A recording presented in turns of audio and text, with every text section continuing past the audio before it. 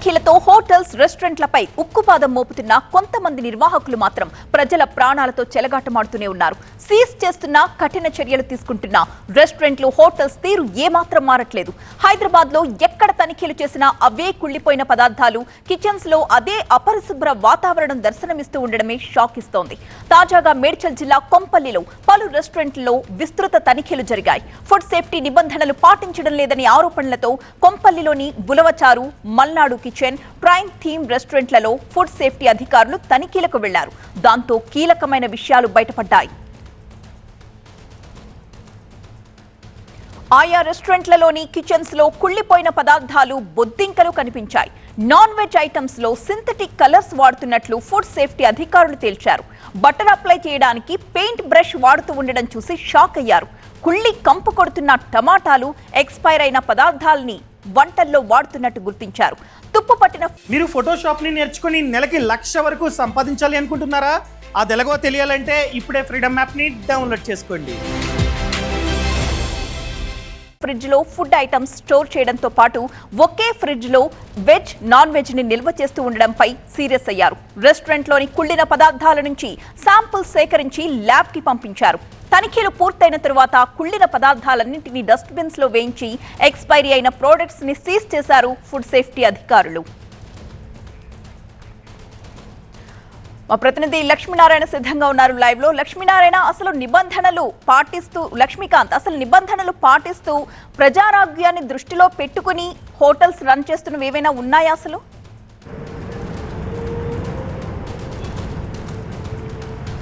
ఇప్పుడు మనం చూస్తే ఎస్పెషల్లీ హైదరాబాద్ మహానగరంలో మొత్తం కూడా ప్రజలకు మంచి నాణ్యత ప్రమాణాలతో కూడినటువంటి ఆహారం అందించాలన్న లక్ష్యంతో టీవీ9 కూడా స్పెషల్ డ్రైవ్ చేపడుతుంది.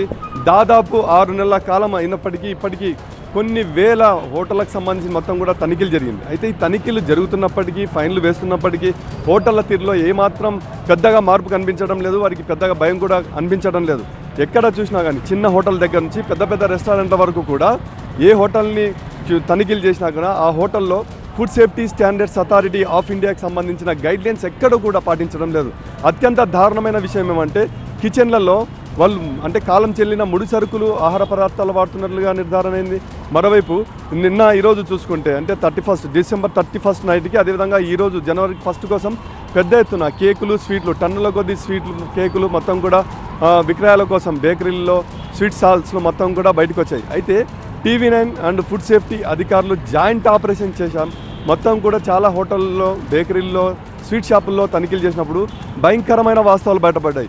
ఎక్కడ కూడా FSSAI నిబంధనలను పాటించడం లేదన్నది సుస్పష్టంగా బయటపడింది. అందులో ప్రధానంగా చూసుకుంటే కేకులు కావచ్చు, స్వీట్స్ కావచ్చు, వాళ్ళు విక్రయిస్తున్నటువంటి వాటిపైన ఖచ్చితంగా ఎక్స్పైరీ డేట్ ఉండాలి. ఆ ఎక్స్పైరీ డేట్లు ఎక్కడ కూడా ఏ బేకరీలో కానీ, ఏ స్వీట్ స్టాల్లో కానీ మెన్షన్ చేయలేదు. పైగా పైన పటారం, లోన లోటారం అన్నట్టుగా పరిస్థితి మారింది. బయట మాత్రం చాలా అందంగా రంగురంగుల ఆకర్షణీయమైనటువంటి కలర్స్తో కేకులు దర్శనమిచ్చినాయి. ఆ కలర్స్ అతి ప్రమాదకరమైన కలర్స్ 100 ppm మోతాదుకు మించి వాడుతున్నట్లుగా అధికారులు మొత్తం కూడా ఫుడ్ సేఫ్టీ గుర్తించింది. ఆ తర్వాత వాటిని మొత్తం కూడా సీజ్ చేసి తెలంగాణ ఫుడ్ సేఫ్టీ ల్యాబొరేటరీకి అయితే పంపించారు. అయితే ఈ ప్రాంగణం మొత్తం కూడా చూసుకుంటే ఫ్రంట్లో మాత్రం చాలా అట్రాక్టివ్గా స్వీట్లు, తర్వాత ఈ కేక్స్ కనిపించాయి. కానీ లోపల సైడ్కు కిచెన్స్లో కావచ్చు, అక్కడ విక్రయాలు చేస్తున్న ప్రాంతానికి వెళ్ళి మొత్తం కూడా క్షుణ్ణంగా పరిశీలిస్తే అక్కడ అత్యంత దారుణమైన విషయం అంటే బల్లులు, ఎలకలు, బొద్దింకలకు సంబంధించిన మల పదార్థాలు ఐడెంటిఫై చేయడం జరిగింది. పక్కనే స్వీట్స్ తయారు చేస్తున్నారు, పక్కనే కేక్స్ ఉన్నాయి. అంత దారుణమైన పరిస్థితులు మొత్తం కూడా రికార్డ్ చేశారు. వాటిని కూడా మొత్తం అధికారులు, ఫుడ్ సేఫ్టీ అధికారులు చాలా సీరియస్గా తీసుకున్నారు. దానికి సంబంధించి కూడా ఆయా బేకరీలకు, స్వీట్ స్టాళ్లకు షోకాజ్ నోటీసులు జారీ చేశారు.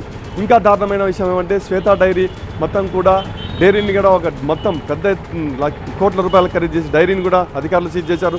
పాల పదార్థాల్లో, పెరుగు, పాల పదార్థాల్లో కూడా కెమికల్స్, అత్యంత ప్రమాదకరమైన కెమికల్స్ను వాడి పెరుగుగా, అదేవిధంగా పాలగా మార్చే ప్రక్రియ చేస్తున్నారని కూడా గుర్తించి దాదాపు అత్యంత ప్రమాదకరమైనటువంటి కెమికల్స్, దాదాపు 900 కిలోల కెమికల్ పౌడర్ను కూడా అధికారులు సీజ్ చేసి చివరికి ఆ పాల డైరీని మూతవేశారు.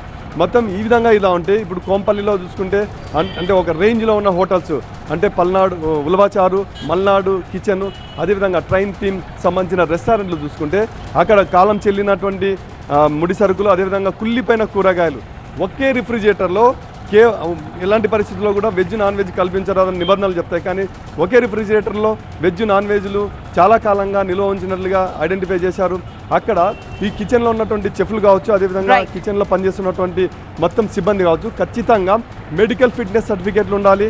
ఆ సర్టిఫికేట్లు లేవు. అదేవిధంగా FSSAI ధృవీకరించినటువంటి సర్టిఫికేట్లు కూడా లేవన్నది స్పష్టంగా బయటపడ్డాయి. అయితే ఈ మొత్తం మీద దేశవ్యాప్తంగా వివిధ రంగాల్లో హైదరాబాద్ మహానగరం దూసుకుపోతుంది. కానీ ఫుడ్ ఇండస్ట్రీకి సంబంధించిన వ్యవహారం మాత్రం టాప్ 10లో ఉన్నటువంటి ఆహార నాణ్యత ప్రమాణాల్లో చాలా క్వాలిటీగా ఉన్న టాప్ 10 రాష్ట్రాల లిస్టులో ఇప్పటివరకు హైదరాబాద్ నగరం లేదన్నది చాలా దారుణమైన విషయం. చాలా నాణ్యత ప్రమాణాల్లో చాలా లోపభూయిష్టంగా మొత్తం కూడా హోటళ్లలో ఉన్నదన్నది మొత్తం ఫుడ్ సేఫ్టీ టాస్క్ ఫోర్స్ చేస్తున్న దాడిలో బయటపడుతుంది. దీనికి సంబంధించి మిగతా రాష్ట్రాల్లో ఫుడ్ సేఫ్టీ ఇన్స్పెక్టర్లు చాలా మంది 300-400 మంది సంఖ్య ఉంటే ఈ తెలంగాణ మొత్తం కలుపుకుంటే కేవలం 50 మంది ఫుడ్ ఇన్స్పెక్టర్లు కూడా లేకపోవడం అన్నది ఇట్లాంటి హోటల్స్కి ఫుడ్ ఇండస్ట్రీ వాళ్ళకు భయం లేకుండా పోతుందన్నది మాత్రం స్పష్టం. Right, thank you Lakshmikant. ఇది